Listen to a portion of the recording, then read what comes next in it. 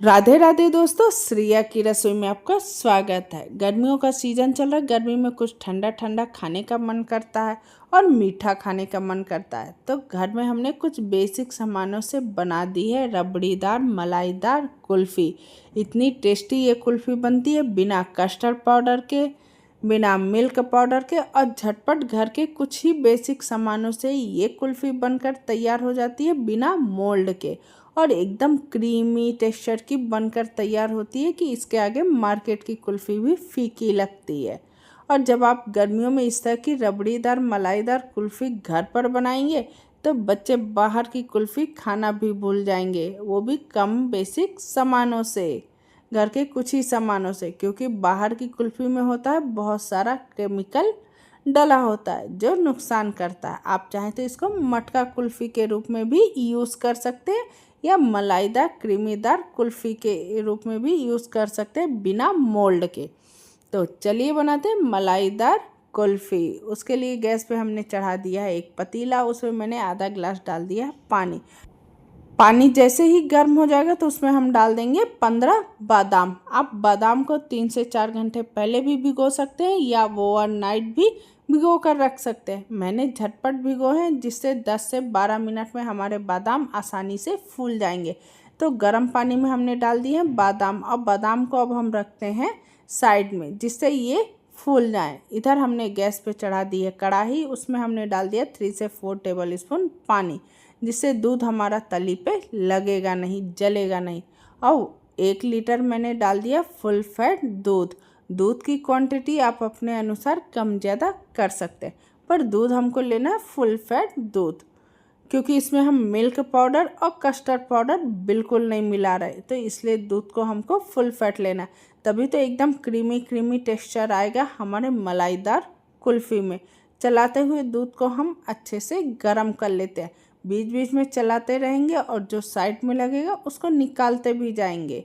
तो इस तरह से इसको हम दूध को अच्छे से गर्म कर लेते हैं। और जब तक दूध हमारा गर्म हो रहा है तब तक आपसे प्यारी सी विनती करें, रिक्वेस्ट करें, अगर वीडियो आपको मेरा ज़रा भी पसंद आ जाए तो लाइक सब्सक्राइब कर दीजिएगा और बेल आइकन दबाना मत भूलिएगा, जिससे आने वाली वीडियो की नोटिफिकेशन आपको सबसे पहले मिल जाएगी। इस तरह देखिए हमारा दूध गर्म हो गया, बस उबलने की स्टेज पे ही आ गया। तो हमने 3 से 4 बड़े चम्मच दूध निकाल लिया है एक कटोरे में, क्योंकि एकदम गर्म दूध हमको चाहिए। तो इस तरह से हमने दूध को गर्म कर लिया, चलाते हुए हमने 3 से 4 चम्मच निकाल लिया है कटोरे में। और उसमें हम डाल देंगे 15 काजू। जितने हमने बादाम लिए हैं उतने ही हमको काजू डालना है, तभी तो हमारे काजू से एकदम थिकनेस वाला फ्लेवर भी आएगा, क्रीमी टेक्सचर भी आएगा और हेल्दी भी रहेगा। तो इस तरह की आइसक्रीम आप घर पे बनाएंगे ना तो बच्चों को हेल्दी भी मिलेगा, टेस्टी भी रहेगा और क्रीमी फ्लेवर भी आएगा। तो इससे दूध को अब हम उबलने देते हैं, होने देते हैं हाफ।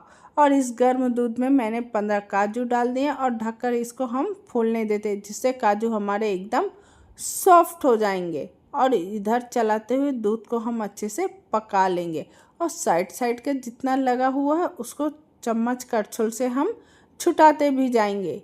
तो इस तरह से चलाते हुए हम बढ़िया दूध को आधा कर लेते हैं। उस चम्मच से ये हमारा साइड का खुरचन नहीं छूटता, तो साइड के खुरचन को छूटने के लिए इसके फ्लैट वाले चम्मच की आवश्यकता होती है, जिससे हम पिज्ज़ा उज्जा पलटते हैं।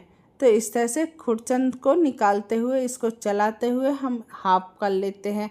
दूध हमारा गाढ़ा है, पर इसको और गाढ़ा करेंगे तभी तो रबड़ीदार मलाईदार फ्लेवर आता है। तो इस तरह चलाते हुए दूध को हम पकने देते हैं। और दूध हमारा पक रहा है, हाफ हो रहा है, गैस की फ्लेम हमने मीडियम टू हाई रखी है। बीच बीच में हम इसको चलाते जाएंगे। और जब तक दूध हमारा पक रहा है इधर हमारे बादाम फूल चुके हैं, 15 मिनट हो चुका है। तो बादाम को हम अच्छे से छील लेते हैं, और देखिए कितने बढ़िया आसानी से झटपट फूल चुके हैं गर्म पानी में हमारे बादाम। जब आप बादाम भिगोना भूल जाते हैं या आपको भीगे हुए बादाम की आवश्यकता होती है तो झटपट हल्के गर्म पानी में डालकर आप इनको फुला सकते हैं। 10 से 15 मिनट में ये आसानी से फूल जाते हैं। बीच बीच में चलाते हुए जो साइड की खुरचन लगी हुई है ना उसको भी निकाल के हम दूध में डालते जाएंगे, तभी तो हमारा रबड़ीदार मलाईदार कुल्फ़ी बनकर तैयार होगी। अब हमने एक ग्राइंडिंग जार ले लिया, उसमें भीगे हुए बादाम डाल दिए हैं और भीगा हुआ काजू डाल देंगे और दूध को डाल के थोड़ा मोटा दरदरा हम ग्राइंड करेंगे। बहुत मोटा भी नहीं रखेंगे, बहुत फाइन पेस्ट भी नहीं बनाएंगे, नहीं तो हमारा क्या है एकदम क्रीमी टेक्सचर नहीं आएगा, दानेदार कुल्फ़ी का फ्लेवर नहीं आएगा। तो इसको हमने अच्छे से डालकर, दूध को भी हमने पूरा डाल दिया है और बढ़िया अच्छे से हमने इसको ग्राइंड कर लेंगे। और देखिए कितना बढ़िया हम इसको ग्राइंड करके एकदम फाइन पीस लिए हैं। थोड़ा मोटा भी है, कहीं कहीं दाने भी हैं। वैसा ही टेक्सचर हमको चाहिए मलाईदार रबड़ीदार कुल्फ़ी बनाने के लिए।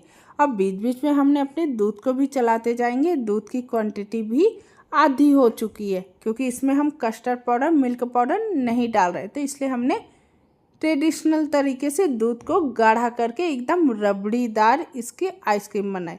तो दूध हमारा हाफ हो चुका है, तो हमने डाल दिया है क्रीमी टेक्सचर वाला काजू बादाम का पेस्ट और चलाते हुए इसको हम पकाएंगे, क्योंकि तली में अब ये चिपकने लगेगा, क्योंकि इसमें हमने काजू बादाम को ग्राइंड किया है। और थोड़ी देर में देखिएगा कितना बढ़िया थिकनेस वाला गाढ़ा गाढ़ा बैटर हमारा बनकर तैयार हो जाएगा। हमने मिक्सी के जार में 2 से 3 टेबल स्पून डाला था दूध और उसको निकालकर अच्छे से हमने इसको डाल दिया है और खुरचन छुटाते हुए हम इसको चलाते रहेंगे। अब छोड़ना बिल्कुल नहीं है, नहीं तो तली में लगने लगेगा।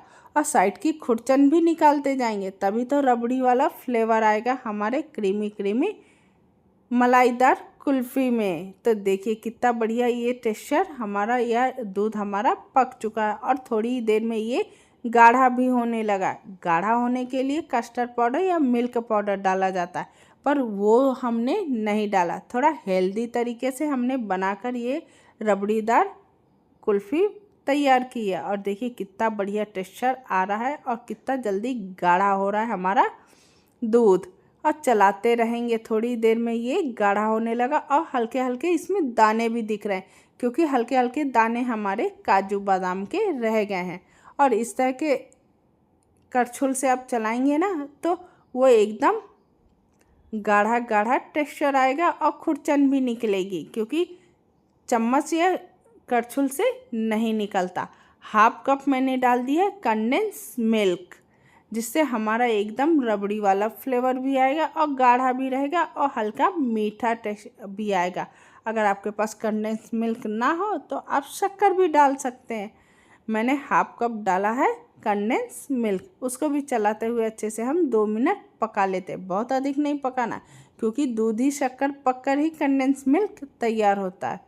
तो इस तरह से चलाते हुए देखिए हमने इसको अच्छे से पका लिया और कितना गाढ़ा टेक्सचर हो गया है हमारे इस रबड़ीदार कुल्फ़ी वाले आइसक्रीम का। अगर आपको ये रबड़ीदार मलाईदार कुल्फ़ी की आइसक्रीम की ज़रा भी रेसिपी पसंद आ जाए तो लाइक सब्सक्राइब कर दीजिएगा और कमेंट बॉक्स में लिखना मत भूलिएगा कि रबड़ीदार मलाईदार कुल्फ़ी की आइसक्रीम आपको कैसे लगती है। अब चलाते रहेंगे, छोड़ेंगे बिल्कुल नहीं, नहीं तो ये तली में लगने लगता है। तो इस तरह से चलाते हुए इसको हम थोड़ा सा हल्का गाढ़ा और करेंगे, क्योंकि ठंडा होने पे ये और भी गाढ़ा हो जाएगा।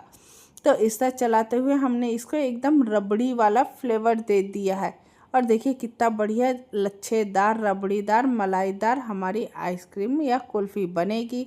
हमने गैस की फ्लेम बंद करके इसको हल्का ठंडा कर लिया। बहुत से लोगों के पास मोल्ड नहीं होता है, तो आप इस तरह के डिस्पोजल भी ले सकते हैं, और या आपके पास छोटी छोटी मटका शेप की कप कटोरी हो वो भी ले सकते हैं। तो डिस्पोजल में हम पहले एक करछुल से भरते जाएंगे, जितना भरना है, जितने बड़े आपको इसको क्वांटिटी चाहिए। अब मटका कुल्फ़ी के लिए हमने मटका में भर दिया है, 2 मटके थे उसमें भर दिया है। तो इस तरह से हमने भर लिया है, क्योंकि घर के हमने कुछ ही बेसिक सामानों से इसको बनाकर तैयार कर रहे हैं। और देखिए हम कितने आसानी से सारे कुल्फ़ी को या रबड़ीदार बैटर को भर चुके हैं। अब इसको हम एल्युमिनियम फॉइल से कवर कर देंगे, जिससे हमारे कुल्फ़ी में कोई भी आइस क्रिस्टल ना आए और हमारी कुल्फ़ी आसानी से जमकर तैयार भी हो जाए। तो इस तरह से हम एल्युमिनियम फॉइल लेंगे, उसके शेप के हम सभी कटोरियों में कट करते हुए इसको अच्छे से पैक कर लेंगे।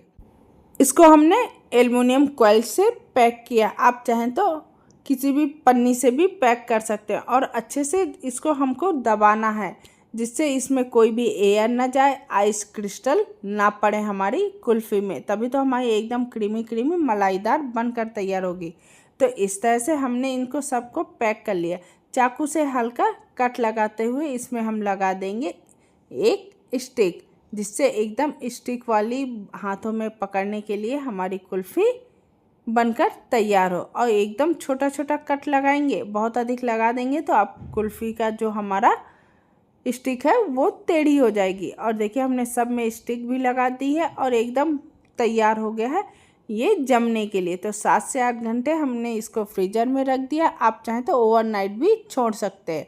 और निकाल कर हाथों से ऐसा रैप करके इसको हम आसानी से निकालेंगे। अभी ये अच्छे से रैप नहीं हो रहा, तो सारे का एल्युमिनियम फॉइल निकाल देते हैं। और देखिए किसी में भी आइस क्रिस्टल नहीं जमा है। हल्का इसको घुमाते हुए हमने सबके एल्युमिनियम फॉइल हटा दिए। ये हमने पेपर के कप लिए थे, इसलिए इसको हम पानी में डुबो नहीं सकते। बस थोड़ा देर आप छोड़ दें या इस तरह से पेपर को आप फाड़ कर सावधानी से फाड़ें और आसानी से निकाल लें।